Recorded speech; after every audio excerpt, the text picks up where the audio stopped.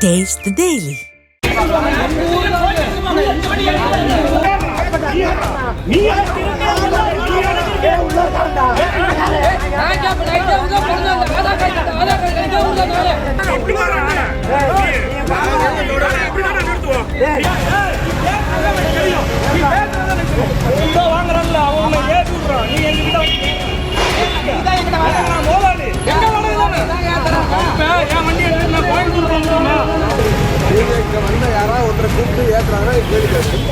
நாமக்கல் மாவட்டம் பள்ளிப்பாளையத்தில் கால் டாக்ஸிகள் ஊருக்குள் வந்து குறைந்த வாடகைக்கு பயணிகளை அழைத்துச் செல்வதால் தங்கள் வாழ்வாதாரம் பாதிக்கப்படுவதாக கூறி கால் டாக்ஸி கார்களை உள்ளூர் வாடகை கார் ஓட்டுநர்கள் சிறைபிடித்தனர். இதனால் இருதரப்பினருக்கும் வாக்குவாதம் ஏற்பட்டதால் போலீசார் தலையிட்டு கலைந்து போகச் செய்தனர்.